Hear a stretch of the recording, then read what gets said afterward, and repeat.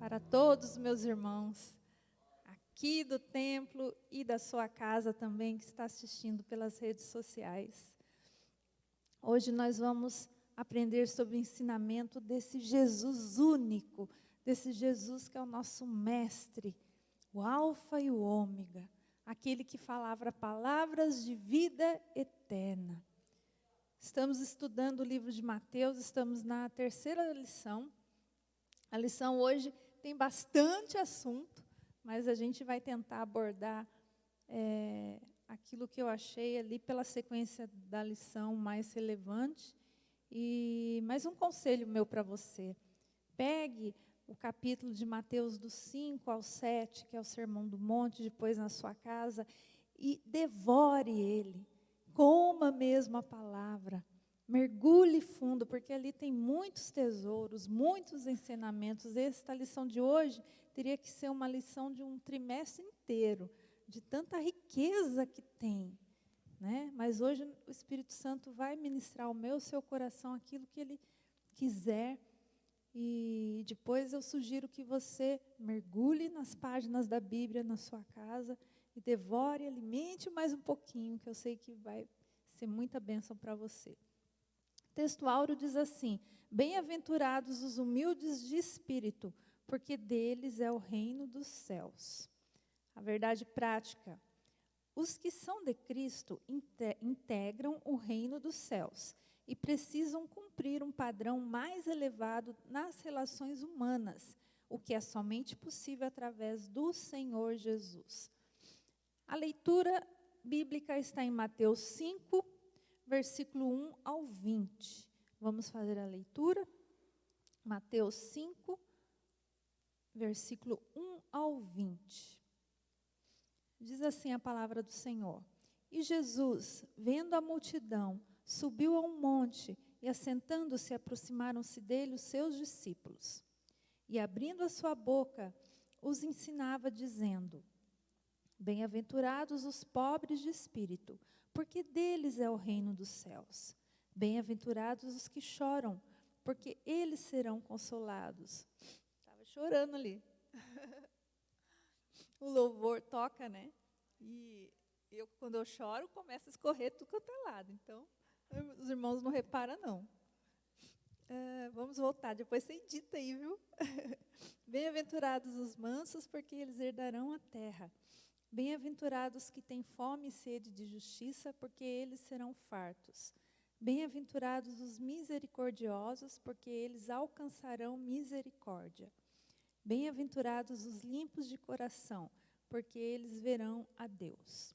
Bem-aventurados os pacificadores, porque eles serão chamados filhos de Deus. Bem-aventurados os que sofrem perseguição por causa da justiça, porque deles é o reino dos céus. Bem-aventurados sois vós, quando vos injuriarem e perseguirem, e mentindo disserem todo mal contra vós por minha causa. Exultai e alegrai-vos, porque é grande o vosso galardão nos céus, porque assim perseguiram os profetas que foram antes de vós. Vós sois o sal da terra. Se o sal for insípido, com que se há de salgar? Oh, glória! Para nada mais presta, senão para se lançar fora e ser pisado pelos homens. Obrigada. Com licença, meus irmãos, um acidente de percurso. Voltando, vós sois o sal da terra. E se o sal for insípido, com que há de salgar? Para nada mais presta, senão para se lançar fora e ser pisado pelos homens. Vós sois a luz do mundo. Não se pode esconder uma cidade edificada sobre um monte. Nem se acende a candeia e se coloca debaixo do alqueire, mas no velador, e dá luz a todos que estão na casa. Assim resplandeça a vossa luz diante dos homens, para que vejam as vossas boas obras e glorifiquem a vosso Pai que estás no céu. Não cuideis que eu vim destruir a lei ou os profetas, não vim abirrogar, mas cumprir. Porque em verdade vos digo que até que o céu e a terra passem, nenhuma joia ou um tio, nem um jota, ou um tio jamais passará da lei, sem que tudo seja cumprido. Qualquer, pois, que violar um desses mandamentos, por menor que seja, e assim ensinar aos homens, será chamado o menor no reino dos céus. Aquele, porém, que cumprir e ensinar, será chamado grande no reino dos céus. Porque vos digo que, se da justiça não exceder a dos escribas e fariseus, de modo nenhum entrareis no reino dos céus. Bem, o Sermão do Monte é o sermão inaugural do Senhor Jesus, né? O Senhor Jesus, com 30 anos, começou o seu ministério, e é o primeiro sermão que nós vimos descrito aqui na Palavra de Deus. E é um sermão longo, né? Mais de 24 temas são abordados nesse sermão. E, a princípio, o Senhor está ali, reuniu os seus discípulos, subiu ao monte e começa a falar aos discípulos. Mas a multidão vai se achegando e, no final do sermão, nós vemos que está uma multidão ali, né, escutando o Senhor Jesus. O reino de Deus era chegado, o reino tão esperado, né? E ali estava o rei desse reino, o Senhor Jesus, trazendo para os súditos desse reino os princípios desse reino. Algo que o homem natural nunca poderia cumprir, porque as características desse reino é espiritual. E o Senhor começa o ensinamento para os seus discípulos, dizendo as características daqueles que pertencem a esse reino. E ele começa com a expressão bem-aventurado. Bem-aventurados humildes de espírito, porque deles é o reino dos céus. A expressão bem-aventurado significa muito feliz, pleno, satisfeito, completo, abençoado, uma pessoa favorecida por Deus. Quem não quer ser? Quem não busca a felicidade? O mundo busca de várias maneiras encontrar a felicidade. Nós vemos aí vários livros de autoajuda que muitas pessoas escreveram para facilitar o caminho daquelas pessoas que querem se encontrar, se satisfazer. O mundo oferece prazeres, felicidades instantâneas e muitas vezes até mortais. E muitos embarcam nessa, através das drogas, através de prazeres, mas, como diz a palavra de Deus, o salário do pecado é a morte. Pode aparecer uma felicidade, um prazer até que o ser humano conquiste, mas é momentâneo, é passageiro. Mas o Senhor Jesus vem trazer aqui a verdadeira felicidade para o homem. Bem-aventurado. E ele começa com a palavra humildade, na contramão do que o mundo incentiva as pessoas a serem. Porque se eu busco a minha felicidade através do mundo, eu quero me satisfazer, sou eu em primeiro lugar. Não tenho que ser humilde, eu tenho que colocar a minha vida em primeiro lugar e fazer de tudo. Mas o Senhor diz, não, bem-aventurados os humildes do quê? De espírito. Essa humildade não tem nada a ver com a situação econômica, nem com a aparência física, nem com o que a pessoa possui, não. O Senhor veio trazer princípios do seu reino e esses princípios são espirituais. Bem-aventurados os humildes de espírito. O oposto de humildade, o que é? Hein, jovens? Orgulho, soberba. Então, para você ser bem-aventurado e feliz, você não pode ser soberbo nem orgulhoso. E esse orgulho, o Senhor Jesus, ele nos mostra que não é somente na sua vida do dia a dia, mas é principalmente na sua vida espiritual, como pessoa. É a pessoa reconhecer que ela não é nada diante de Deus. Ela é pobre de espírito, ela é humilde de espírito. Ela deixa a soberba do lado, a sua autossuficiência, quando ela pensa, eu posso, eu faço acontecer, eu tenho tudo na força do meu braço. Não, Esse pobre de espírito é aquele que diz, é Deus quem pode, é Deus quem me dá, é Deus que me capacita. Eu só estou aqui hoje por causa de Deus. Esse é o pobre de espírito, aquele que se esvazia de si mesmo. Ele pode ter tudo nessa terra, ele pode ser o homem mais poderoso desse mundo, ele pode ter riquezas, mas ele sabe que se não fosse Deus dando ar para ele respirar, para ele acordar naquele dia, ele não tinha nada, ele não era nada, ele não é nada. Então, essa humildade, o Senhor, ele já começa falando, olha, você tem que se esvaziar de si mesmo e reconhecer que você é dependente de Deus. Isso é uma humildade, uma pobreza de espírito. Já começou na contramão do mundo, né? Depois a segunda bem-aventurança. Bem-aventurados os que choram, porque serão consolados. Chorei ali, o Senhor já me consolou. Mas esse choro também não é um choro qualquer. Será que todo mundo que chora nessa vida vai ser consolado? Existe choro de tudo quanto é tipo. Choro por causa do luto, choro por causa que perdeu o emprego, choro porque discutiu com a esposa, com o esposo. O ser humano se entristece, mas todos aqueles que choram são consolados verdadeiramente? Não são. Porque o verdadeiro consolo só o Senhor pode dar. E esse choro também é um choro espiritual. Demonstra também um quebrantamento de coração, né, da pessoa. Mas é um choro pelo estado pecaminoso que a pessoa se encontra. Então, se a pessoa não for humilde de coração, ela não é capaz de chorar nesse nível de choro espiritual para ser consolado. Quando chega o final do dia, você faz uma reflexão do seu dia, você fala, Senhor, poxa, eu falei aquilo que não devia para aquela pessoa, eu respondi atravessado o meu marido, eu me irritei com a minha mãe sem precisar, eu destratei meu funcionário, eu pensei aquilo que não devia, Senhor, e aquilo começa a te causar indignação, e você começa a sentir tristeza, e daqui a pouco você chora diante de Deus por causa dos seus pecados? Você costuma ter essa atitude diante de Deus?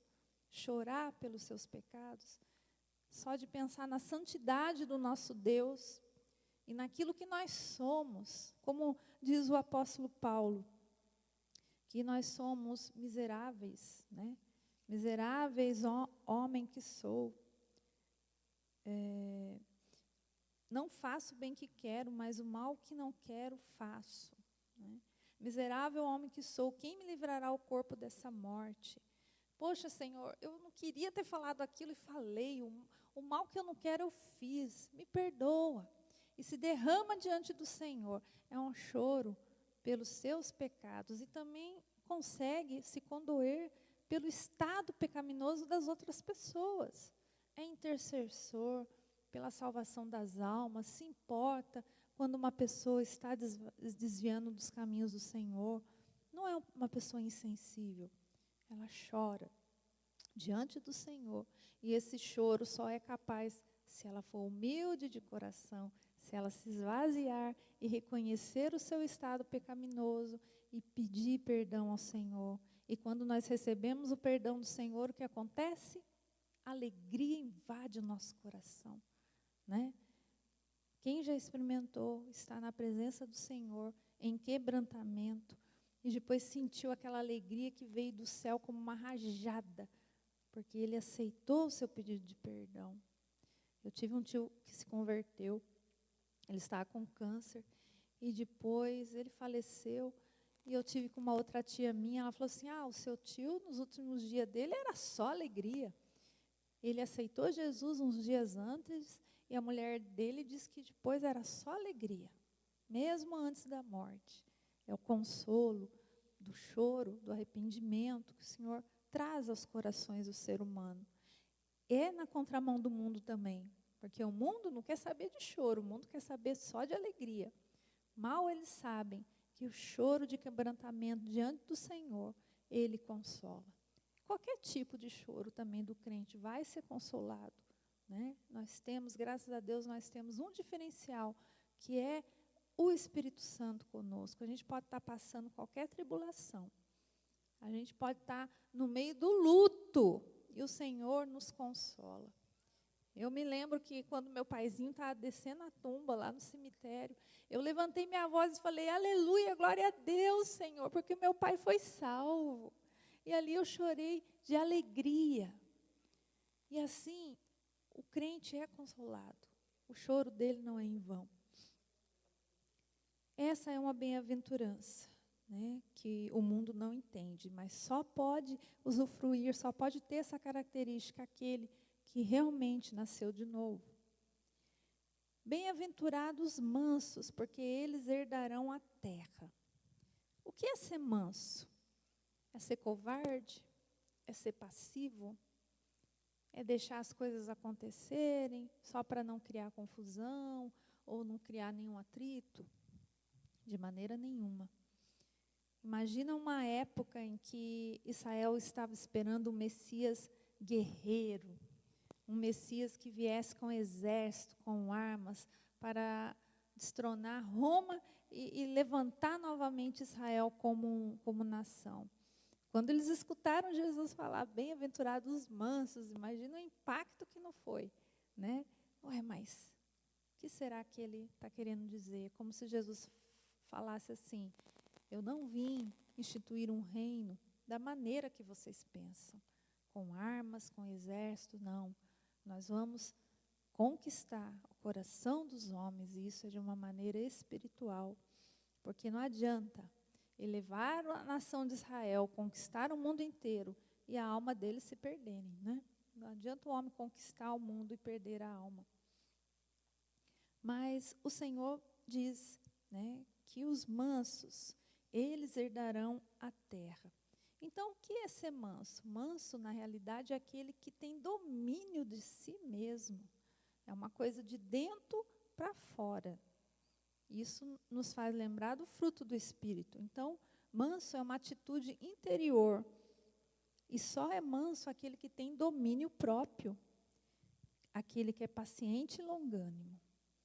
Ele não se gaba, ele não se orgulha, ele não fica mais na defensiva. Tem que se justificar toda hora, tem que colocar a sua razão toda hora. Não. Uma pessoa fala uma coisa e ele já explode, já quer colocar as suas razões aí. Não, ele não precisa mais disso. Até mesmo os seus direitos, muitas vezes, ele deixa de lado. Porque ele sabe que o tesouro maior está no céu do que na terra. E ele sabe também que quem traz a vingança não é ele, é o seu Senhor. Então, o manso é aquele que muitas vezes não faz até valer o seu direito, não exige coisa alguma para si mesmo, não entra em disputas desnecessárias na contramão do mundo, de novo, né? Muitas vezes a pessoa fica ali num sentimento de autocomiseração. O manso não, o manso já se desprendeu de tudo isso. Ele sempre honra o outro em primeiro lugar. Então o Senhor Jesus, ele mostra aí que feliz é aquele que consegue dominar o seu ímpeto, a sua vontade, o seu eu, o seu ego, né? E consegue ser manso diante das situações dessa vida, consegue ser manso na sua casa, com a sua família. Porque uma coisa é você ser manso na igreja, outra coisa é você ser manso na sua casa, né? O Espírito Santo tem trabalhado muito na minha vida sobre isso. Eu confesso para vocês que eu sou tão pecadora quanto qualquer um, né? Eu sou que nem o apóstolo Paulo diz, eu sou miserável, mas o Espírito Santo, ele puxa a nossa orelha, né? E a gente tem que dar lugar. E muitas vezes a gente se irrita com coisa tão pouca. E aquilo que você fala, aquilo que você faz, interfere no ambiente da sua casa, do seu trabalho. Então, se você reagir com mansidão, você vai colaborar para a paz, que depois nós vamos estudar aqui também, os pacificadores, né? Então, é muito importante a gente dominar, lembrar, né? Sempre ter a palavra guardada no nosso coração. Quando vinha aquela vontade de explodir, de fazer valer ali, não, peraí, para que eu vou me desgastar e desgastar, porque muitas vezes, por mais que você tenha razão e você vai expor sua razão para outra pessoa que não é nascida de novo, irmãos, vai dar muita confusão. Então, às vezes, deixa na mão de Deus, o Senhor sabe, né? A Bíblia nos ensina a ser sábios. Em muitas situações, nós temos que esperar a poeira baixar, né? Para depois você vir ali com as suas razões. Isso aí é você se dominar, você ser mansa. Eu fui renovar minha carteira de habilitação, e a médica, eu acho que não tinha acordado no bom dia. Tudo que eu falava, ela pá. Ela me perguntava as coisas, eu respondia, ela pá. E eu, ai, com vontade de falar, que não é bem assim. Mas daí, Espírito Santo, calma, tenha calma. Se eu fosse discutir com ela ali, ela é capaz até de repetir no exame. Mas eu tive que segurar as minhas razões, que eu estava coberta das minhas razões, né? Mas às vezes você pega um filho de Faraó, né? Uma filha de Jezabel, para não falar outra coisa, que não está muito bem naquele dia. Mas você tem o Espírito Santo. Como que você vai reagir? No trânsito. Como que você vai reagir no trânsito? Como você vai reagir em tantas situações do dia a dia? O Senhor diz que aquele que nasce de novo é manso. Bem, vamos para outra bem-aventurança. Sim, voltando só mais uma coisa. O manso de coração, ele também tem um coração que ele aprende. Ele não acha que ele é o dono da razão. Então, ele escuta ensinamentos, ele é capaz de ter um coração ensinável e também, consequentemente, com o Espírito Santo de Deus. Quando o Espírito Santo quer ensinar alguma coisa para ele, ele também aceita aquilo. Então, isso é uma característica do manso também. Como eu disse, o manso não é sinal de covardia, nem de que a pessoa é fraca, não. Nós temos muitos exemplos na palavra de Deus. Moisés, um grande líder, era manso, mas foi um grande líder, né? Davi, ele poderia ter acabado com o rei Saul em muitas oportunidades, ele estava cheio de razão, mas ele teve domínio próprio, esperou o tempo do Senhor. Estevão, o apóstolo Paulo e o próprio Jesus que diz, né, eu sou manso e humilde de coração, aprendei de mim. Então, nós vemos que a mansidão é também demonstrar a submissão à vontade de Deus e deixar que Ele trabalhe na nossa vida e também na maneira que nós vamos tratar os outros ao nosso redor. Temos o maior exemplo que é o Senhor Jesus. Então, vamos seguir, né? Agora sim, o outro. Bem-aventurados os que têm fome e sede de justiça, porque serão saciados. Você está satisfeito com a justiça atual do mundo? Você tem visto tantas coisas, não só no nosso país, né, mas no mundo inteiro, em que a justiça está sendo direcionada para o proveito próprio. Muitas pessoas não têm mais esperança na justiça.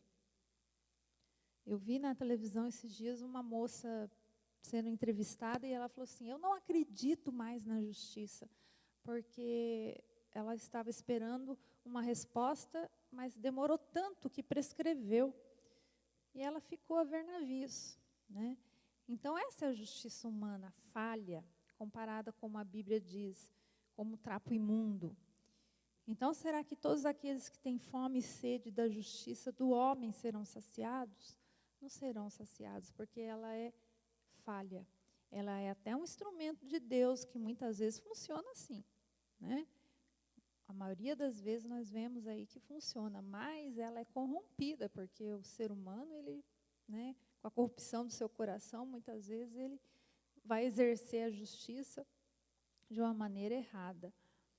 Mas, como as bem-aventuranças, virtudes espirituais, isso aqui também é uma justiça que o ser humano anseia, mas é a justiça de Deus. Porque a justiça de Deus é perfeita, a justiça de Deus, ela é plena, a justiça de Deus é completa. E qual é a justiça de Deus? Como eu posso, né, praticar a justiça de Deus na sua totalidade, observando seus mandamentos, observando a sua palavra, aquilo que o Senhor deixou para eu seguir como comportamento, não só da parte moral, ética, em tudo. Se todos os povos adotassem a palavra de Deus como regra da sua justiça principal, o mundo seria transformado. Muitos até têm, né, a Constituição baseada nos 10 mandamentos e tal, mas não observam na sua totalidade. Então, aqueles que têm fome pela justiça, e a justiça principal é a justiça de Deus, e a busca, né, porque sede e fome aqui, o que que é? Vontade. Mas é aquela vontade mesmo. Quando você está com fome, com sede, nada vai te saciar, a não ser a comida, a não ser a água, né? Então, quando você tem fome e sede da justiça de Deus, você mergulha na palavra para conhecer mais esse Deus. Quando nós aceitamos Jesus, nós começamos um relacionamento com o Senhor Deus, com o Senhor Jesus. E esse relacionamento é para crescer, não é para estagnar. Mas, infelizmente, muito de nós deixa muitas vezes a leitura da palavra de Deus, a oração, a prática do jejum em segundo plano. São verdadeiros crentes nominais, que escutam a palavra de Deus, às vezes, uma vez por semana, quando vem na igreja. E mesmo assim, nossa, mas essa palavra aí está muito chata. E o grupo de louvor vai cantar esse hino de novo, que hino antigo. Não tem prazer, não tem vontade de buscar, não tem sede pela justiça de Deus. E isso é um sinal de alerta. Se o seu coração, muitas vezes, substitui, né? Porque a palavra de Deus diz assim: buscai primeiro o meu reino e a sua justiça. Em primeiro lugar, na vida daquele que é convertido, é a fome, é o anseio, é a sede por Deus, da sua justiça, os seus mandamentos, a sua lei. Tem prazer nela, medita nela de dia e de noite. Não consegue viver sem. Né? Quando você desenvolve o hábito da leitura da palavra, depois você não consegue mais. Falta aquilo no seu dia. É alimento para a sua alma. E como você vai conhecer mais a Deus se você não conhece esse Deus na palavra que Ele se revelou? Né? Como que você quer vitória se você não consegue dobrar os seus joelhos e orar? O dia tem 24 horas, meus irmãos. É impossível que você não consegue tirar nem 10 minutos para estar diante de Deus. E quando você tira, você ainda fica enfadado? Alguma coisa está errada conosco, se nós estamos agindo assim.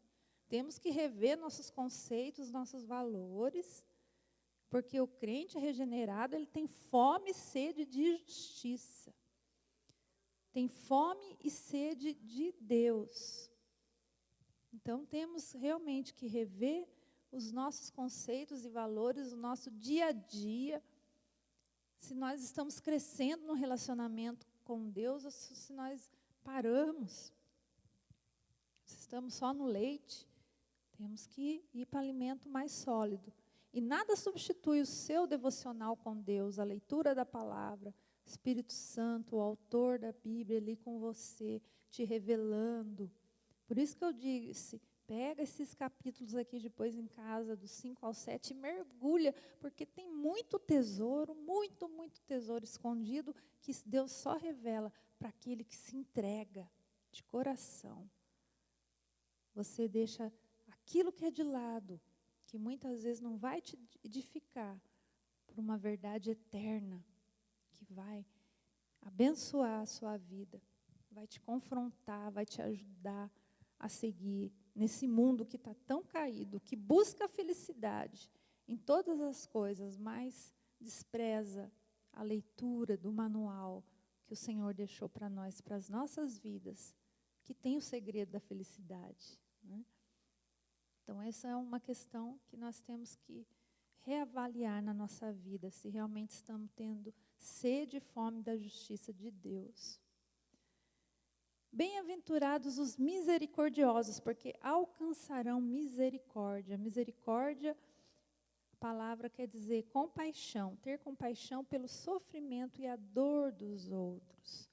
Infelizmente, hoje nós vemos que é muito banalizado isso, né? As pessoas veem o sofrimento das outras pessoas, passa de lado, outra pessoa vai ajudar. Mas o Senhor Jesus, Ele nunca foi indiferente com o sofrimento do ser humano. A Bíblia sempre fala que Ele se movia de íntima compaixão. E Ele espera que os seus súditos, eu e você, também tenhamos misericórdia com o nosso próximo. Que nos importemos. Muitas vezes o irmão senta do seu lado aí, há 10 anos você não sabe as necessidades dele. O irmão está sofrendo calado, sozinho. Porque você nunca dirigiu uma palavra de carinho, você nunca ofereceu uma oração, você nunca até mesmo foi visitá-lo.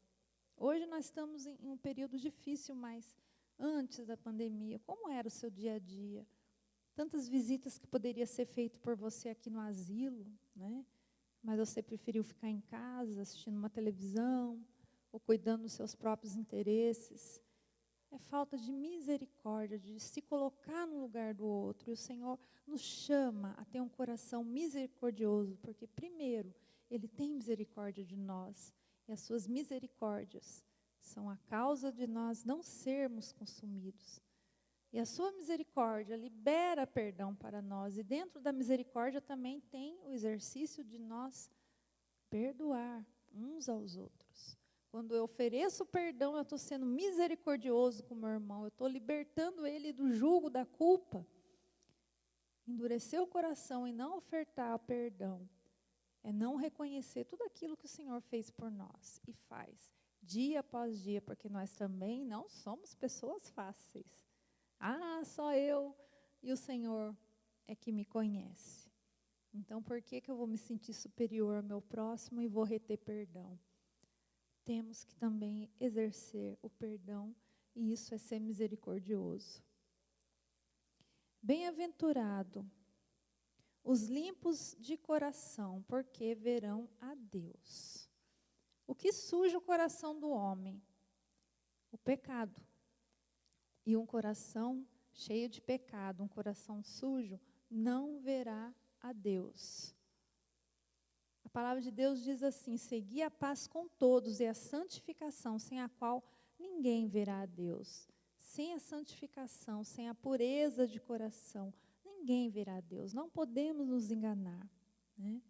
Hoje em dia, infelizmente, muitas impurezas estão sendo jogadas para dentro das igrejas, do comportamento cristão, e está sendo tida como normal, mas não é. Pecado continua sendo pecado. E diante de Deus tem um preço alto. E a consequência pior é a morte espiritual, separação total da pessoa de Deus. Então nós temos que manter um coração puro, separado, dedicado ao Senhor. No altar do seu coração só pode ter um reinando, que é o Senhor. Não podemos deixar entrar ídolos, essa mistura, né, do nosso coração, essa divisão do nosso coração com outras coisas. Não, é só o Senhor. E para eu ver o Senhor, para eu estar na sua presença, é em santidade. E a santidade começa desde que eu aceito o Senhor Jesus. E vem vindo um processo de transformação na minha vida, dia após dia. Eu não sou santa total hoje, eu estou em processo. Mas eu me esforço, eu tenho vontade de me parecer com o Mestre Jesus. É assim que você pensa? Você tem que abrir mão, né? Como ele diz, ser pobre de espírito, se esvaziar, abrir mão do seu eu, das suas vontades, dos seus desejos, para que o Senhor limpe, através da palavra dele, o seu coração. E só assim nós poderemos ver ao Senhor. Não adianta a aparência não vai enganar o Senhor Deus, é de dentro para fora. Assim, ele falou dos escribas e fariseus, hipócritas, pois que sois semelhantes aos sepulcros caiados, que por fora realmente parecem formosos, mas interiormente estão cheios de ossos de mortos e de toda imundície. Então, é um caso muito sério. Se esforçar para manter o nosso coração limpo, para viver uma vida de santidade, renunciar a coisas que muitas vezes parecem inofensivas, mas não é. O pecado na vida do crente, eu já falei aqui uma vez, não é para ser rotineiro, pode ser um acidente no percurso, mas não é para ser rotineiro. Pode acontecer da gente pecar, porque a gente peca mesmo, mas temos que fazer que nem os que choram, né? Os que se arrependem sinceramente diante do Senhor e não aceitar aquilo como prática na nossa vida. Bem-aventurados pacificadores, porque serão chamados filhos de Deus. Nós servimos ao príncipe da paz, o Senhor Jesus. E só essa paz é que o mundo precisa. Não é a paz de acordos internacionais, não é a paz que o político vai trazer, não.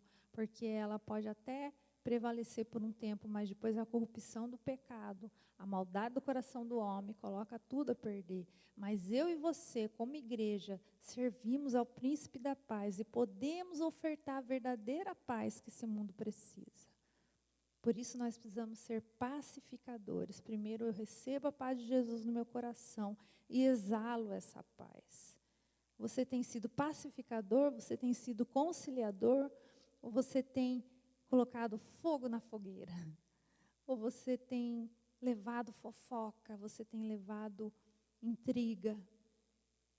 O Senhor nos chama a ser pacificadores, né?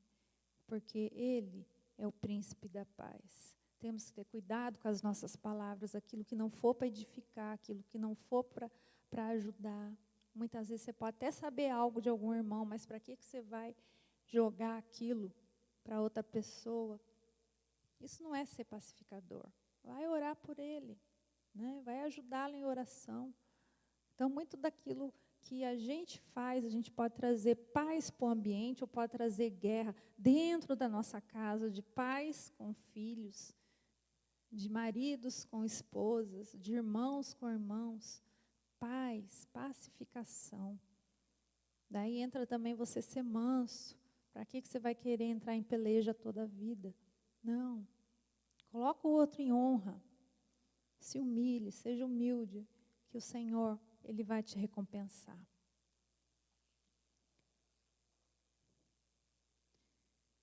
Bem-aventurados os perseguidos por causa da justiça, porque deles é o reino dos céus.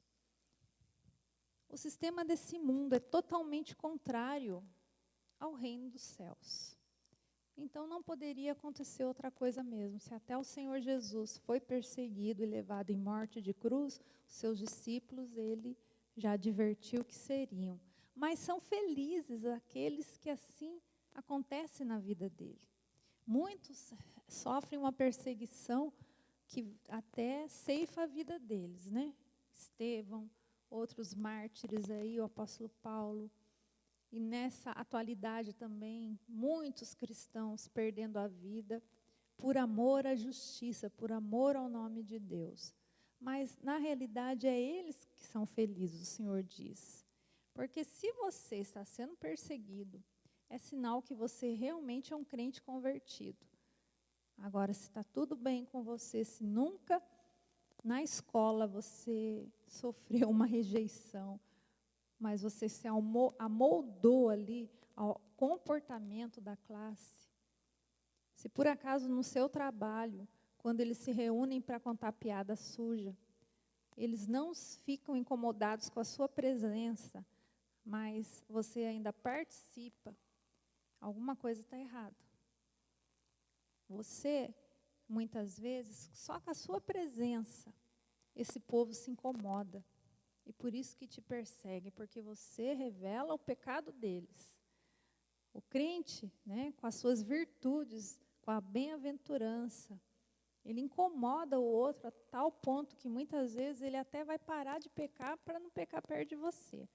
Isso tem que ser a regra de todo cristão, influenciar e não ser influenciado.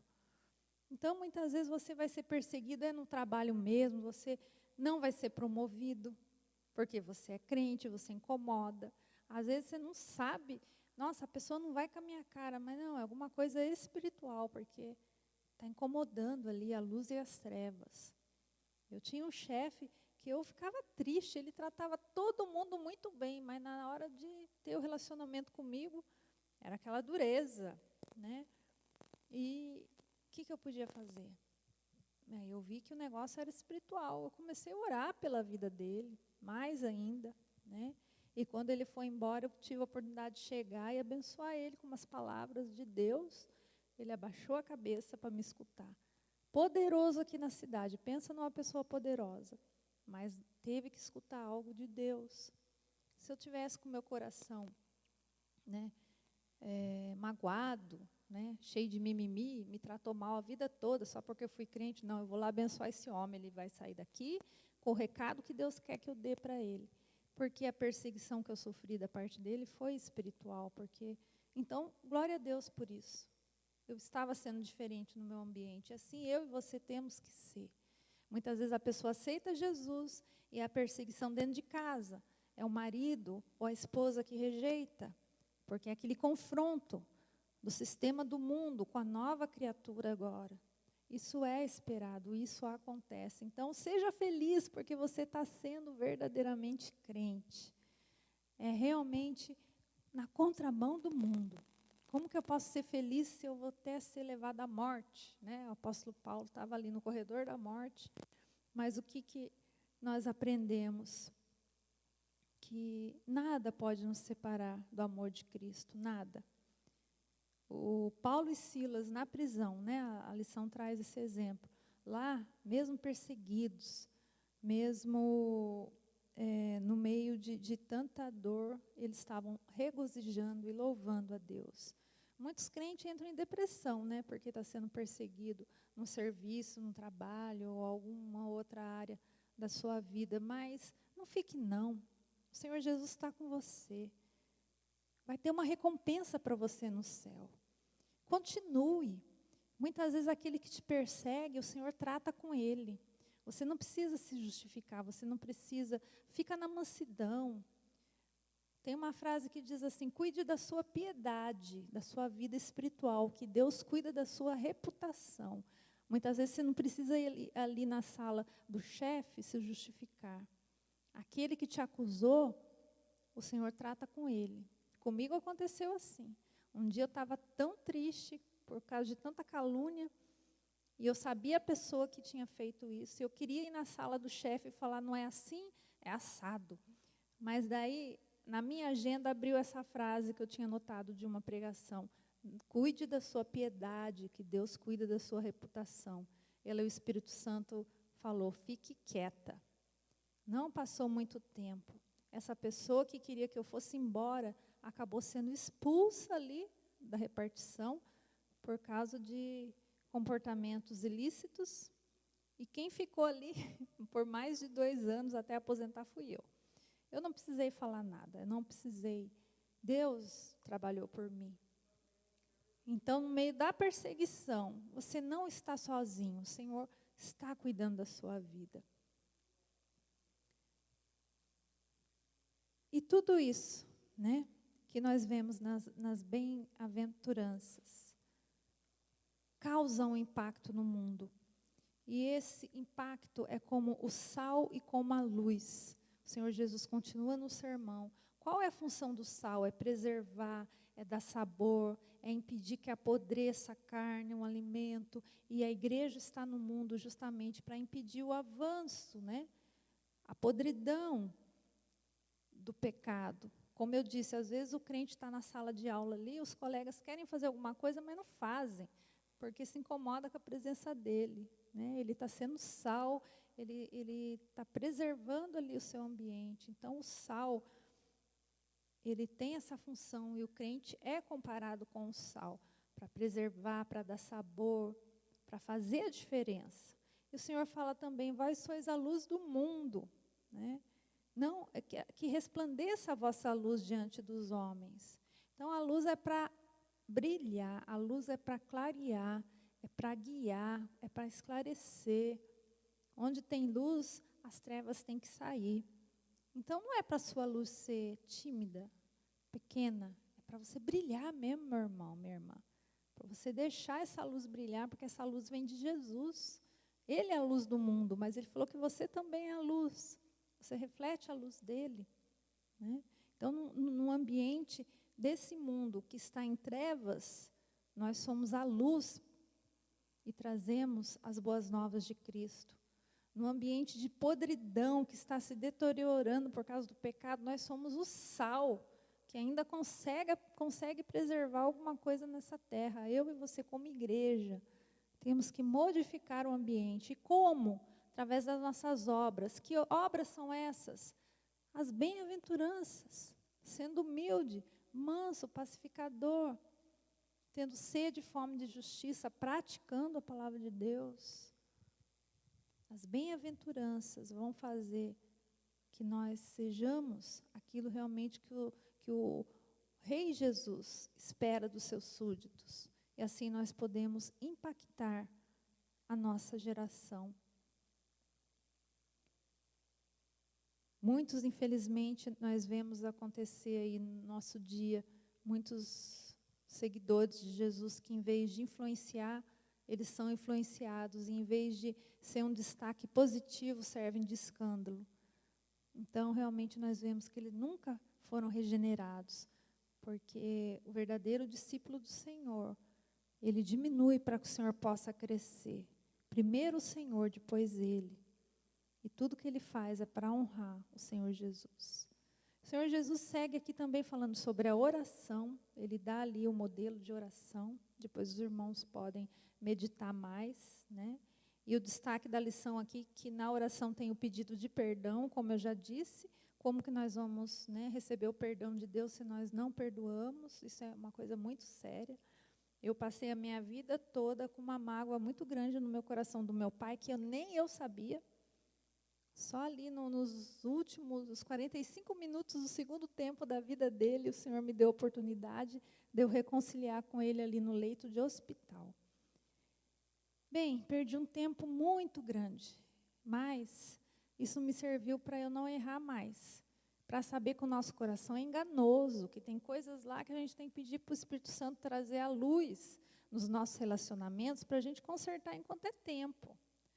O Senhor, pela misericórdia dele, ele me deu um tempo ali ainda, né? Pelo amor que ele tem por mim, porque senão eu ia viver com remorso na cabeça agora, mas o Senhor teve misericórdia da minha alma e me fez enxergar. Então, o perdão é coisa muito séria. Então, irmãos, essas qualidades que Jesus demonstra aqui no sermão, e no final desse ensinamento, o pessoal ficou maravilhado, porque Jesus ensinou como ninguém. Jesus, ele não veio abolir a lei, ele veio mostrar a lei na prática, ele veio cumprir a lei e mostrar que a coisa era mais além.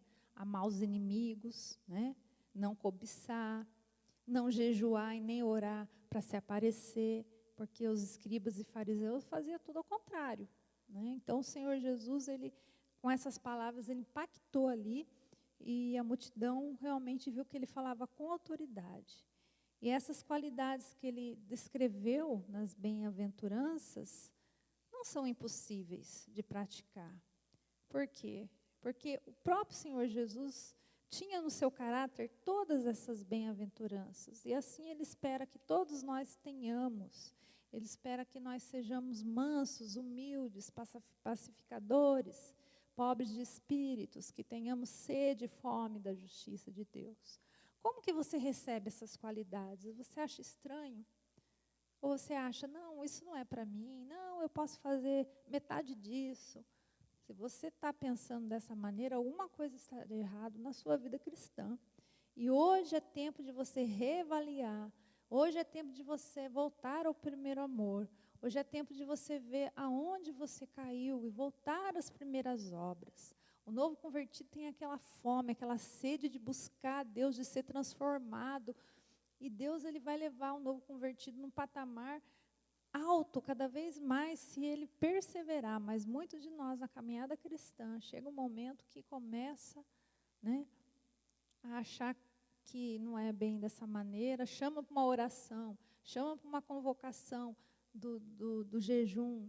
Não, acho que posso fazer em casa, posso ficar em casa, né? Vamos orar mais um pouco. Não, isso não é para mim. Alguma coisa está errada com a nossa vida espiritual se a gente está agindo assim. Não é tempo mais de nós vivermos mornos, nem frios. É tempo de nós sermos quentes. É tempo de nós esvaziar de nós mesmos, como foi cantado aqui. Quando tudo diante do Senhor estiver no altar. Daí nós vamos ver realmente o agir de Deus na nossa vida.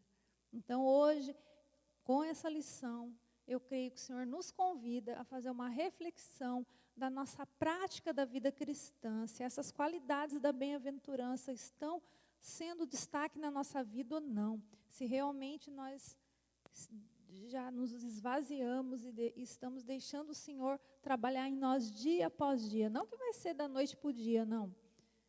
Mas eu tenho que querer, eu tenho que almejar, eu tenho que perseguir com sede e fome essa justiça de Deus para a minha vida, essas qualidades, essas características. Se eu não estou almejando isso, se eu estou conformada em me irritar toda hora, se eu estou conformada a levar uma fofoquinha ali ou aqui de vez em quando, está errado. O nosso mestre não ensina nós sermos dessa maneira. Então vamos rever nossos conceitos e valores, nos arrepender e voltar ao primeiro amor. Quero voltar ao início de tudo, encontrar-me contigo, Senhor. Quero rever meus conceitos e valores, eu quero reconstruir. Vou regressar ao caminho, vou ver as primeiras obras, Senhor. Eu me arrependo, Senhor, me arrependo, Senhor, me arrependo, Senhor. Eu quero voltar ao primeiro amor, ao primeiro amor. Eu quero voltar a Deus. Eu quero voltar ao primeiro amor, ao primeiro amor. Eu quero voltar a Deus. Você pode cantar assim? Eu me arrependo, Senhor, me arrependo, Senhor, me arrependo, Senhor. Eu quero voltar ao primeiro amor, ao primeiro amor. Eu quero voltar a Deus. Eu quero voltar ao primeiro amor, ao primeiro amor. Eu quero voltar a Deus. Perdoa-nos, Senhor, pela nossa negligência, pela nossa teimosia. Perdoa-nos, Senhor, se não colocamos o Senhor em primeiro lugar. Perdoa-nos, Senhor, se nós temos nos irritados fácil com os nossos semelhantes e não estamos deixando o Teu trabalhar na nossa vida. Senhor, purifica-nos e seremos puros. Santifica-nos e seremos santos. Inclina o nosso coração a fazer, Senhor, a Tua vontade. Atrai-nos de novo, Senhor, ao primeiro amor. Queremos que o Senhor nos encha. Queremos transbordar mais de Ti, para que esse mundo veja em nós a luz, para que nós possamos ser sal. Oh Deus, tanta coisa, Pai, nós poderíamos estar fazendo neste mundo, e por causa da nossa negligência, nós não estamos. Mas neste dia, Te pedimos perdão, queremos renovar a nossa aliança contigo. Renova, Senhor, essa aliança, nos dá mais uma chance, e recebe, Senhor, no nosso coração, no Teu altar, para que o Senhor possa trabalhar nele cada dia mais, em nome de Jesus. Amém.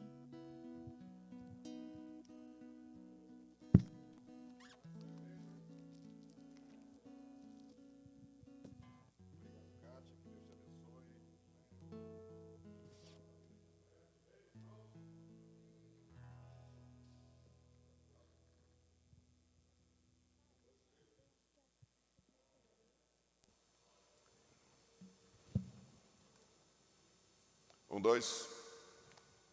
Só baixar um pouquinho o volume aí que está muito alto. Tá tudo bem? Está todo mundo me ouvindo agora? Então tá bom. Queria aqui agradecer a Deus pela vida da Kátia. Pode dar uma salva de palmas para Jesus pela vida da Kátia? Deus te abençoe, Kátia. É interessante que eu estive em Israel, e acho que a Silvana já esteve lá também, não teve, Silvana? E eu estava na parte norte, e deu um final de semana lá, uma sexta-feira, eu fui, o sexta deles é o sábado nosso, e o sábado dele é o domingo nosso. E a gente trabalha, hoje lá é o primeiro dia de trabalho. A gente começa a trabalhar no domingo. Mas eu tive uma folguinha lá, e eu falei, eu vou dar um pulo lá, onde Jesus fez esse sermão aqui. E fui lá, peguei uma van e fui até lá. E dei uma olhada lá, ela tem uma igreja católica bem no monte, e ela tem 8 paredes. Aqui tem 4, lá tem 8. E em cada parede está escrito em latim uma bem-aventurança. Cheguei naquele ambiente, olhei, né? O ambiente é bonito, é gostoso lá. Se alguém tiver a oportunidade de ir a Israel e dar uma volta por esses lugares, você vai ver que é simplesmente algo extraordinário e também inspirador. Mas é interessante, amados, que essas bem-aventuranças estão lá. E as pessoas olham e saem de lá impressionadas com a obra que está ali, a geometria daquela igreja. E o fato é que as bem-aventuranças se transformaram em poesia e não em princípios.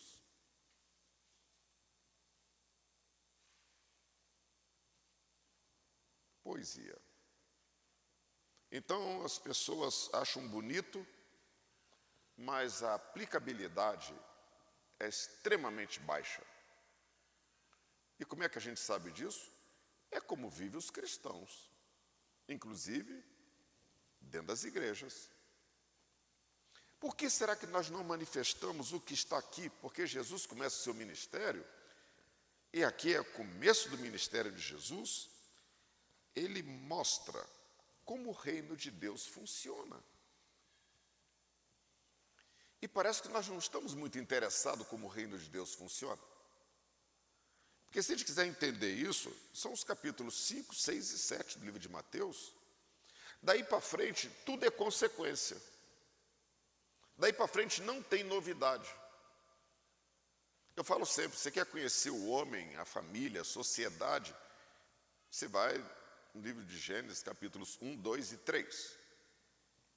Se quer conhecer o reino de Deus, como ele funciona, como ele opera, é Mateus 5, 6 e 7. Com 6 versículos da Bíblia, você entende toda a realidade do ser humano e você também entende a realidade da operação do reino de Deus aqui na terra. Mas o fato é que nós temos a Bíblia na mão, temos a Bíblia dentro de casa, temos a Bíblia sendo exposta nos púlpitos das igrejas, mas não temos a palavra no nosso coração ainda. Esse é o grande problema. Nós definimos o nosso código de ética cristã próprio para que possamos viver neste mundo e abandonamos o código de ética que Jesus estabeleceu do verdadeiro cidadão dos céus. Esse é o nosso problema. O quanto que o código de ética de Deus funciona em mim e em você. É muito fácil nós estarmos aqui na igreja, mas assim, eu estou aqui, mas eu faço o que eu quero. Eu não me submeto à autoridade espiritual que está aqui. Por exemplo, a autoridade espiritual que estava ministrando aqui era a Kátia, não era eu. Pode ser o pastor Jair, pode ser quem quer que seja que esteja ministrando. É quem naquele momento está investido pelo Espírito Santo de uma responsabilidade de estar ministrando a alguém. E você pode estar fazendo uma visita e ser uma autoridade espiritual, você pode estar numa classe de escola dominical, você pode estar, num certo momento, louvando a Deus através de uma canção, você está ministrando naquele momento. O fato é que nós, do outro lado, não gostamos de nos submeter a nada. Nós estamos vendo num tempo em que cada um quer ser uma autoridade, dono de si mesmo. Nós não admitimos nenhuma autoridade sobre a vida da gente. Estamos vendo um tempo em que nós vivemos debaixo de um princípio chamado anarquia. Ou seja, eu mando em mim mesmo e vale a minha regra para todos. E quando eu coloco a minha regra, eu gero uma desorganização no ambiente onde eu estou. Vou dar um exemplo. Eu moro na Rua Nova. Lá as pessoas não andam com seus carros devagar no lado, pelo cantinho ali onde tem que andar os carros ali. No lado direito. Melhor, lado esquerdo, né, que tem que andar. Deixa eu ver aqui, a mão aqui, né? Lado direito, melhor dizendo. Ultrapassa pelo lado esquerdo. Então lá todo mundo anda do lado esquerdo. E se você vier mais rápido e quiser passar, a pessoa vai ficar irritada com você. Porque ela mudou a regra do trânsito. Ela força todo mundo a ultrapassar pelo lado direito.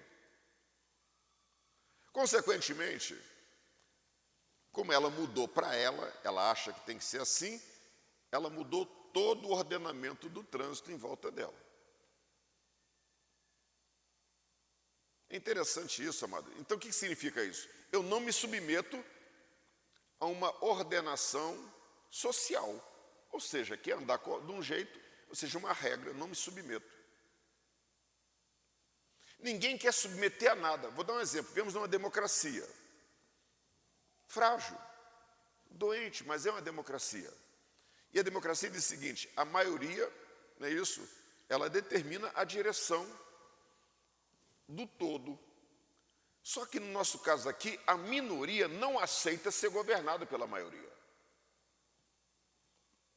E hoje a minoria, como ela não tem força, ela tem que submeter a maioria, ela vai no Supremo Tribunal Federal para poder tentar buscar força para fazer prevalecer a minoria governando. E, por incrível que pareça, ao ministro do Supremo Tribunal Federal, ele diz que não, você tem que dar também poder e voz às minorias através de ações legais.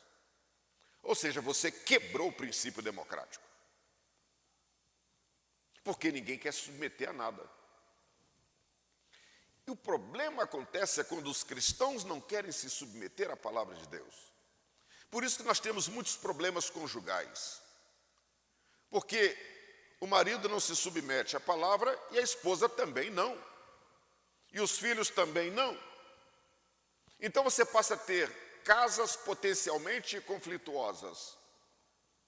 Porque o primeiro princípio que Jesus colocou aqui, ele é quebrado por todos. E quando você quebra o primeiro princípio, que é bem-aventurado os pobres do espírito, ou seja, aqueles que se esvaziam dos seus conceitos, quando você não se esvazia dos seus conceitos e faz com que eles prevaleçam, você cria um ambiente conflituoso. E aí os lares passam a ser verdadeiros ambientes de tristeza, ambientes cáusticos, nocivos, doentios. Por quê? Porque nós estamos desprezando princípios. Nós não gostamos de nos submeter a princípios que não sejam os nossos. Eu estava uma vez ministrando para casais, e eu fui citar princípios bíblicos aqui, né? Quando fala de vós, maridos, sujeitai, né? É claro, nós temos que nos sujeitar a Cristo, a esposa submeter aos seus maridos, não é ser subordinada. Mas a classe inteira de mulheres diz assim, lá vem ele com essa história. Amados, todo mundo é submisso a alguém, no Senhor Jesus. Se eu agir fora daquilo que a palavra de Deus me ensina, eu sou transgressor em relação à minha esposa. Da mesma forma, se ela agir fora da palavra, ela é transgressora também. Estou trazendo aqui apenas um exemplo, né, para que a gente possa entender.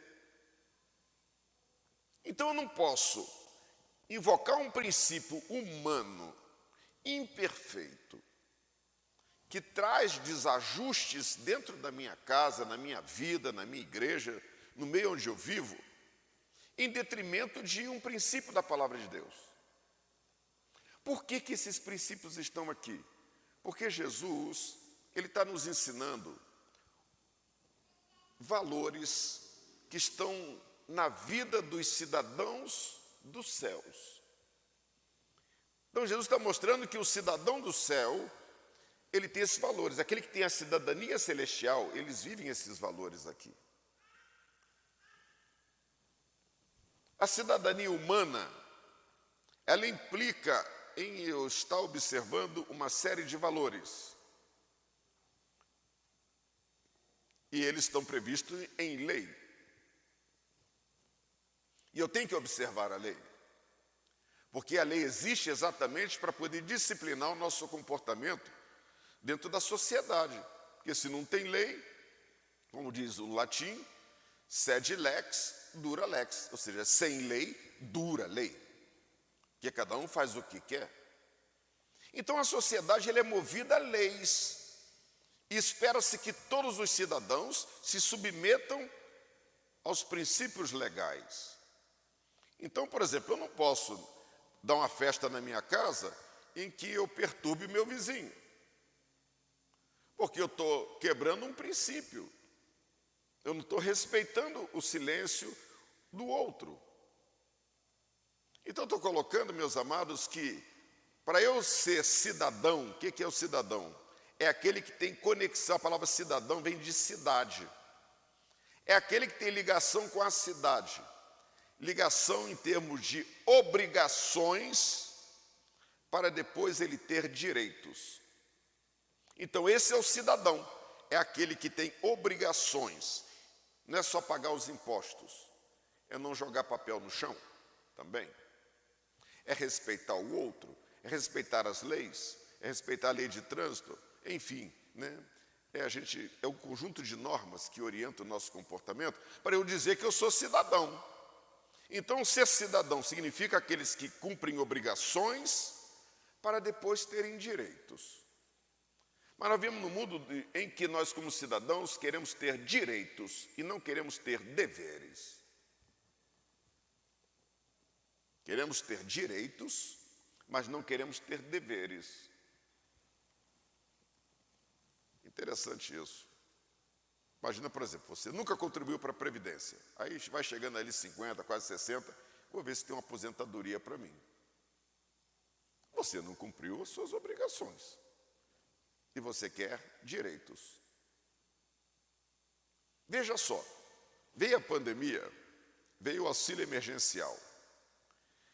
Mais da metade da população brasileira se candidatou ao auxílio emergencial. 130 milhões de brasileiros. Foi feito um filtro, tiveram que tirar 70 milhões de pessoas lá dentro. Gente que tinha emprego, que não precisava, que estava lá. O que é isso? Queremos direitos, e até aqueles que a gente não tem direito, a gente quer. Às vezes a gente até é desonesto para poder oferir alguma vantagem. De um modo geral, brasileiros não são bons cidadãos, porque nós não gostamos de obrigações, que é o chamado dever moral. Isso entra para um outro campo. Mas aí, a gente como mau cidadão da terra, aceita Jesus. E aí eu deveria me tornar um bom cidadão da terra, porque tem princípios aqui que me tornam cidadãos dos céus. E, consequentemente, se eu sou um cidadão do céu, de acordo com esta palavra, eu sou um bom cidadão da terra. E por que as coisas não se sucedem? Porque nós não gostamos de ser bons cidadãos, nem da terra e nem do céu. Porque eu tenho que mudar princípios e valores que eu não estou disposto a fazer isto. Então, quando a gente está estudando essa lição, e nós estamos numa escola bíblica, na realidade, amados, essa escola aqui não é para você poder ir embora e dizer, eu estive na igreja hoje. Não, é para dizer, opa, existem vários princípios que eu tenho deixado de lado e que eu preciso voltar a observá-los, ainda que eu não tenha forças para isso, mas eu vou pedir a Deus que estes princípios operem em mim. E vou dizer uma coisa, cada princípio desse para funcionar em nós, vai esbarrar numa área que precisa de mudança. Você fala, bem-aventurados os pobres, fala de humildade. Amados, se tem uma coisa que a gente não gosta de ser, e sobretudo no tempo presente, é ser humilde. Todo mundo sabe tudo, ninguém aceita mais conselho, ninguém aceita mais nada. Se você for insistir, vai dizer, você pensa que eu não sei? Mas a vida está lá. Uma vida doentia. Ele está dizendo, você pensa que eu não sei? Então hoje, amados, até ser pastor virou uma coisa desafiadora. Porque as pessoas não querem mais se submeter à palavra de Deus, mas querem ser abençoadas. Então nós vivemos num tempo que as pessoas, as orações são as orações do desesperado, mas as pessoas não querem mudança. Queremos ser abençoados, mas não queremos nos submeter aos padrões da palavra de Deus. E aí, se você criar uma igreja que não trata de padrões da palavra, mas que trata de ser abençoado, e você cria toda uma narrativa bíblica para isso, ou uma narrativa teológica que você faz os seus arranjos, essa igreja ela enche. Porque lá não fala de mudança de comportamento, não fala de mudança de caráter, não fala de mudança para os perfis da cidadania celestial. Então isso agrada, porque não tem que mudar. Eu estou sendo, entre aspas, levado enganosamente para um ambiente, para um céu em que não precisa mudança. Em que, quando eu me associo a este grupo, eu apenas recebo a carteirinha do benefício celestial e não tenho nenhuma obrigação de buscar mudança. Eu tenho minha carteirinha. A gente ora, Deus vai abençoar, helicóptero na caixa, de falido eu passo para empresário e tudo se resolve. Mas eu não estou preocupado com mudança. Mas um dos versículos que nós lemos, aqui fala que tem que ter mudança. Os limpos de coração, porque eles verão a Deus. Porque os sujos não verão. Porque a teologia é assim, ela tem a revelação explícita, como está aqui. Os limpos de coração verão a Deus. Mas tem também a revelação implícita. Os sujos não verão a Deus.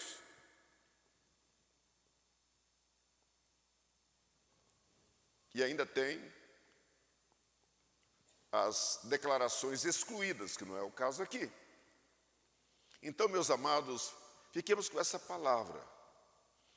Quanto vale isto aqui para você? Quanto vale os princípios que Jesus Cristo estabeleceu para que nós tivéssemos a cidadania celestial? Quanto vale essa palavra? Para você, quanto vale isso aqui? Quanto vale você estar aqui por causa desta palavra? Quanto vale você sofrer perseguição por causa desta palavra? Quanto vale? Quanto vale você ser considerado alienado por causa dessa palavra? Quanto vale você sofrer bullying por causa desta palavra? Quanto vale você perder amigos, entre aspas, por causa desta palavra? Quanto vale você lutar contra você mesmo por causa desta palavra? Quanto vale isso? Será que estamos dispostos a fazer isso? Amados, porque todos esses princípios que foram ministrados aqui, para você vivê-los integralmente, você vai esbarrar com a tua natureza humana. Você vai esbarrar. E você vai descobrir que há um conflito dentro de você. Quando fala bem-aventurados os pobres de espírito, você fala assim, agora eu vou ser um bobão, vou ser um otário. Mas eu estou acostumado a não levar desaforo para casa. Essas pessoas são muito folgadas. Elas pensam que eu sou idiota, mas eu não sou. Então, na realidade, esse padrão de reação já está dentro de cada um de nós. Eu estou mostrando, amados, apenas olhando aqui um princípio, que toda vez que você vai aplicar, você vai descobrir que dentro de você existem outros princípios governando na mesma área, que no caso é a área da humildade. E como é que resolve isso? Por isso que nós falamos aqui de intimidade com Deus. É quando você começa, Senhor, a tua palavra é a verdade, mas a minha natureza humana ainda se levanta como obstrução. E eu preciso de algo da tua parte. Senhor, muda. Senhor, eu quero viver a integralidade de uma cidadania celestial. Mas por mim mesmo eu não consigo. Me ajuda, Espírito Santo, tu estás aqui para me ajudar. Eu quero que a minha vida, o meu caráter, a minha forma de pensar, ela me leve a viver a plenitude de uma cidadania que essa terra não tem, que é a cidadania dos céus. Que o Senhor colocou isso aqui é para gente, para ser humano como eu, gente imperfeita como eu, que não consegue como eu, mas pelo teu Espírito, Senhor, eu vou conseguir, eu vou viver. E Deus começa a trabalhar na nossa vida, pela escola de Deus, e aí você começa daqui a pouco a expressar a natureza de uma cidadania celestial. E é isso que o mundo precisa ver, cidadãos vivendo aqui na terra, mas que levam consigo uma cidadania celestial para impactar outras vidas. E se eu não compreender isso, eu passo a ser um cristão nominal, eu posso pertencer à melhor igreja, mas não adianta, o meu testemunho não impacta a vida de ninguém, porque eu não vivo a cidadania celestial. Que Deus nos abençoe como igreja, que Deus abençoe você, meu irmão, você, minha irmã, que tenha recebido esta palavra. Reflita um pouco sobre isso. É por isso que nós oramos. A nossa oração, amados, ela está intimamente ligada à nossa incapacidade natural de viver a cidadania dos céus. E é por isso que nós abrimos o nosso coração, e eu convido toda a igreja, quando entrar aqui, entre para orar também, se ajoelhe se você pode, uma maneira de reverente de você estar diante de Deus, comece a conversar com Deus quem você é. Comece a derramar o seu coração perante o Senhor, fala, Senhor, eu te recebi como o Senhor da minha vida, mas é tão complicado viver essa cidadania celestial, me ajuda. A minha natureza velha, ela quer comandar tudo. E o Espírito Santo vai começar a moldar a sua mente, os seus conceitos, as suas emoções, porque você por si mesmo não tem condição de fazer mudança alguma, por mais bem intencionado que você seja, porque a natureza humana, ela é pecaminosa, ela é deformada desde que a gente nasce. Só Jesus Cristo é que muda isso na gente. Que Deus abençoe você, meu irmão, que Deus abençoe você, minha irmã. Essa palavra, aqui está escrito sermão na montanha, era um sermão. O que é sermão?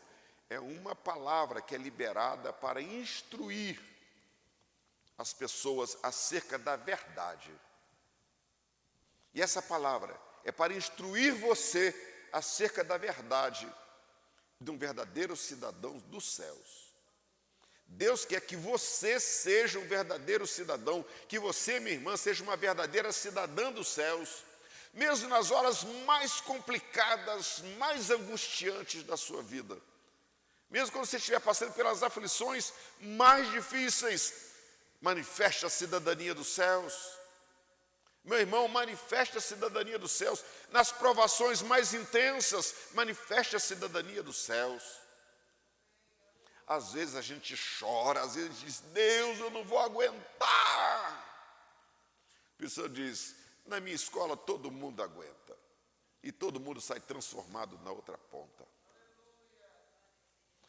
Quanto mais duro a gente é numa área, mais Deus trabalha naquela área e mais você, às vezes, se sente incompreendido de Deus. Às vezes aquela área que nós precisamos de transformação, Deus diz, opa, você me buscou, eu vou te colocar numa escola para você ser mudado. E essa escola vai ser um deserto que eu vou colocar na sua vida. E a hora que você entra no deserto, você, aqui não, Jesus, misericórdia. Aí daqui a pouco você está andando de novo, você mudou de rumo, o deserto, Jesus, o deserto está aqui também. Eu não quero esse deserto, você mudou de direção, Senhor, o deserto está aqui também. E você está orando, Senhor, muda, Senhor, me ensina. Deus fala assim, eu coloquei você na escola, quando você chega na porta da sala de aula, você volta. Você chega aqui não, Senhor, aqui dói. Aqui não, Senhor, aqui não pode. Aqui não, você fica, e você passa a vida inteira orando a Deus, Deus te dando a oportunidade e você recusando. E aí o que acontece? A vida não muda. E você quer vitória, quer ver a bênção de Deus, quer ver salvação na sua casa, quer ver tantas coisas acontecerem, Deus te coloca na escola para você ficar um vaso do jeito dele, para isso acontecer, e você rejeita. Eu não quero. Eu não quero, não, esse caminho é estreito. Por quê? Nós estamos vivendo aquilo que do início dessa ministração aqui. Nós não gostamos de nos submeter à escola de Deus. A menos que seja uma escola tipo escola do prazer. Alegria, alegria, alegria, alegria. Não é assim que a gente quer? Gostamos de benefícios, mas não gostamos de obrigações. No reino de Deus tem obrigações, sim. Você tem que se arrepender dos seus pecados, você tem que se submeter à vontade de Deus, mesmo que você não queira, tem que se submeter à vontade de Deus, você tem que compreender a palavra e se submeter a ela. Senão as coisas não funcionam. Nós continuaremos enganando a nós mesmos com um rótulo de cristão, mas o teu coração ainda não se confunde com a palavra de Deus. Essa decisão a gente tem que tomar. Sobre que tipo de cristão que eu quero ser? O que eu quero expressar para o mundo? O mundo me conhece por eu ser um observador da palavra de Deus, ou ele me conhece pelo meu jeito humano de ser? Essa pergunta só você pode responder. Deus quer que o nosso padrão de comportamento e conduta sejam de acordo com a sua palavra. E Deus sabe que eu e você não temos condições de nós mesmos de fazer isto, mas Ele nos mandou o Espírito Santo de Deus para nos ajudar. Toda vez que você está passando por um processo, saiba que o Espírito Santo está ali do lado, dizendo, é aqui que a gente vai mexer. E às vezes algumas áreas que a gente vai mexer, você imagina uma pessoa que ela tem uma deficiência óssea, e ela anda com a perna meio encolhida, ou um braço encolhido, e ela anda assim. Aí você vai num cirurgião ortopédico e ele diz assim, tem maneira de corrigir isso. Eu vou mexer no teu osso. Eu vou serrar uma parte dele, vou colocar uma prótese aqui dentro, porque a sua formação óssea, ela tem defeitos, eu vou fazer então, eu vou recompor, vou colocar uma prótese de platina aqui dentro, e você vai voltar a andar normal. Você normalmente diz, mas eu sou o bom cirurgião, e está cheio de gente aí andando normal, porque eu fiz a cirurgia. E você vai aceitar, mas ele vai serrar um pedaço teu, que não está bom, e vai jogar fora.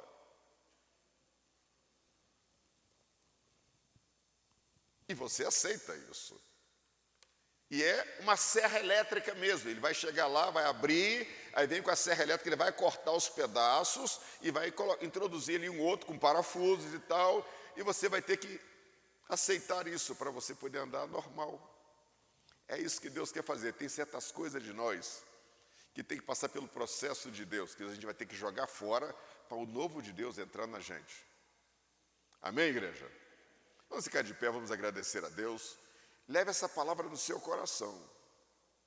Amados, nós não queremos ser uma comunidade de gente religiosa. Religião não transforma a vida de ninguém, ela gera uma sensação falsa de que está tudo bem. Mas, na realidade, o que muda a gente é a palavra de Deus aplicada pelo Espírito Santo, ainda que isso implique em alguns, entre aspas, traumas. Alguns traumas. Só que tem trauma que deixa você com problemas. O de Deus é o contrário, né? Tem uma dor inicial da mudança e depois vem uma alegria sem fim no seu coração. Você tem que crer nessa palavra, não é minha. É do dono da vida para você. Deixa Deus trabalhar no seu coração, deixa Deus trabalhar na sua vida. Ouça a voz do Espírito Santo de Deus. E que não vai vir nessa manhã por um clarão, mas por essa palavra que está sendo liberada aqui, para você, para a sua alma. Você precisa disso. Não há salvação, não espere as eleições do ano que vem para mudar, não espere outras coisas, uma outra corrente filosófica para mudar a forma de pensar. Creia na palavra de Deus e receba no seu coração e deixe o Espírito Santo trabalhar as mudanças que precisam. Amados, essa palavra aqui é para pessoas que se dizem cristãs. Que Deus te ajude, meu irmão, minha irmã, a tomarmos um posicionamento. É isso mesmo, um posicionamento. Dizer, Deus, eu quero mudança. Eu quero esses princípios operando na minha vida. Eu sei que eu não tenho condições de mim mesmo, mas o Senhor forja em mim. Espírito Santo, forja em mim. Eu quero refletir a imagem do meu Pai com mais nitidez aonde eu estiver. Assuma esse compromisso com Deus e deixa o Espírito Santo agir em você e colocar a palavra onde ela precisa para corrigir o que precisa ser corrigido. Que Deus abençoe você, a sua casa, a sua fé, a sua caminhada. Vamos orar ao Senhor encerrando este momento. Pai, nós te damos graça por estarmos aqui na tua casa nesta manhã. Eu te louvo, Senhor, porque o Senhor tem aberto uma porta nesta igreja. A porta do descanso, mas também a porta da restauração. E nesta manhã, Senhor, recebemos uma palavra de restauração. Ó Deus, vivemos padrões muito deformados da nossa fé e da nossa vida cristã. Como resistimos à tua voz? Como resistimos às mudanças que o Espírito Santo quer fazer em nós? A dureza do nosso coração tem sido um grande obstáculo para que a nossa vida venha refletir a verdadeira cidadania dos céus. Mas nós estamos aqui nesta manhã, Senhor, e não queremos voltar para nossas casas da mesma maneira que entramos, com as mesmas obstruções que carregamos, mas queremos ser transformados pela tua palavra, Senhor. Queremos aprender a dar lugar ao Espírito Santo que se move em nós e no nosso meio. Pai eterno, quebranta-nos nesta manhã, tira a cegueira dos nossos olhos, que o nosso orgulho caia por terra, Senhor. Ó Deus, que possamos nos quebrantar na tua presença e que esta manhã o teu Espírito possa nos encorajar a entrar nos átrios do quebrantamento, Senhor. Meu Deus e meu Pai, desperta a tua igreja agora, que haja desejo nos corações, meu Deus amado, de se derramarem na tua presença em verdade, meu Pai. Ó Deus, aprendemos a resistir com o nosso silêncio, meu Deus e meu Pai, porque no nosso coração ainda está com as portas fechadas para a tua palavra, meu Deus. Pai eterno, levanta uma igreja que se quebranta, levanta uma igreja que seja sensível à tua voz, levanta uma igreja que ouve a voz do Espírito Santo neste lugar, Senhor. Levanta famílias sensíveis à tua voz, levanta obreiros, líderes que te ouçam, Senhor, que tenham desejo nos seus corações ardente de viver os padrões do reino de Deus. Pai, tira todo o bloqueio da nossa mente, tira todo o bloqueio da nossa alma, Senhor. Pai, não queremos viver com nossas mentes bloqueadas, com nossos corações divididos, Senhor, mas nos ajuda, meu Pai, quebra todo jugo, quebra todo grilhão, Senhor, que vem sobre a nossa mente, sobre os nossos corações. Levanta uma igreja viva, sopra neste lugar vento do Espírito, sopra sobre a alma cansada, sopra sobre o espírito angustiado, mas sopra o vento da libertação sobre aqueles que estão aprisionados nos seus conceitos e valores. Quebranta-nos, meu Deus, quebranta-nos, Jesus, quebranta-nos, que todo ego caia por terra, Senhor, que toda visão humana caia por terra, que toda resistência caia por terra agora, em nome do Senhor Jesus. Levanta uma igreja sensível à tua voz, Senhor, uma igreja que se quebranta na tua presença, que reconhece que a tua palavra é a verdade, a única verdade que subsiste eternamente. Meu Deus e meu Pai, ajuda-nos, perdoa as nossas iniquidades, perdoa a dureza do nosso coração, perdoa nossas resistências que se levantam enquanto a tua palavra está sendo liberada nesta casa. Como o Senhor já me tem mostrado, muitos corações aqui em resistência à tua palavra, murmurando enquanto a palavra está sendo liberada, Senhor, criticando desnecessariamente. Ó Deus, tu que sonda os nossos corações, tu sabes de todas as coisas. Ajuda-nos, Pai, somos miseráveis e não reconhecemos isto, Senhor. Pai eterno, recebe a nossa oração. Continua falando conosco, Senhor. Continua nos despertando, meu Deus. Ajuda-nos, ó Pai. É a minha oração que faço a Ti, no nome de Jesus, em nome de Jesus. Com o amor de Deus, nosso Pai, e que a graça de nosso Senhor e Salvador Jesus Cristo e as consolações eternas do Espírito Santo de Deus repousem sobre a tua vida, sobre o teu ministério, sobre a tua casa e sobre esta igreja. E todos que recebem esta palavra diz: Deus abençoe a todos em nome de Jesus. E logo mais o nosso grande culto às 18h30. A paz do Senhor para todos.